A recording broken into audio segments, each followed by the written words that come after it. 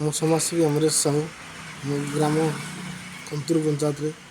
ମୁଁ ଆଜି ଇଂରାଜୀ ନବବର୍ଷରେ ମୁଁ ଗନ୍ତୁର ଗ୍ରାମ ପଞ୍ଚାୟତର ସମସ୍ତ ଜନସାଧାରଣମାନଙ୍କୁ ଆଜି ହାର୍ଦ୍ଦିକ ଅଭିନନ୍ଦନ ଜଣାଇବି ଏବଂ ଓଡ଼ିଶାରେ ବାସ କରୁଥିବା 4.5 କୋଟି ଓଡ଼ିଆ ଭାଇମାନଙ୍କୁ ମୋର ନୂତନ ବର୍ଷର ହାର୍ଦ୍ଦିକ ଅଭିନନ୍ଦନ।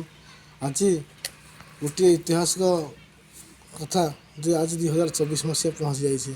ଆଉ 2024 ମସିହାରେ ଗୋଟିଏ ଐତିହାସିକ ପଦକ୍ଷେପ ହେଉଛି ଯେ ଆମ ଭାରତ ଦେଶର ଗୋଟିଏ ବିଶ୍ୱ ପ୍ରସିଦ୍ଧ ରାମ ମନ୍ଦିର ଉଦ୍ଘାଟନ ହେଉଛି ଆସନ୍ତା 22 ତାରିଖରେ।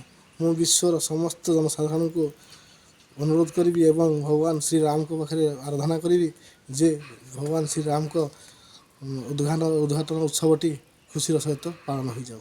ପ୍ରକାଶ ଚନ୍ଦ୍ର ବେହେରା, କଲଦା ଗ୍ରାମ ପଞ୍ଚାୟତ ସମାଜସେବୀ।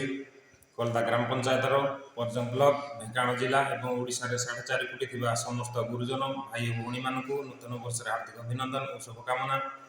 ପ୍ରଭୁ ଜଗନ୍ନାଥ ଏହି 2024 ମସିହାଟି ସମସ୍ତଙ୍କ ପାଇଁ ସୁଖ ସମୃଦ୍ଧି ଭରି ଦିଅନ୍ତୁ ଏବଂ ଓଡ଼ିଶାର 4.5 କୋଟି ଲୋକଙ୍କୁ ସୁସ୍ଥ ଆରୋଗ୍ୟ ରଖନ୍ତୁ। ଏତିକି ମୋର ପ୍ରଭୁ ଜଗନ୍ନାଥଙ୍କ ନିକଟରେ ପ୍ରାର୍ଥନା। ଜୟ ଜଗନ୍ନାଥ।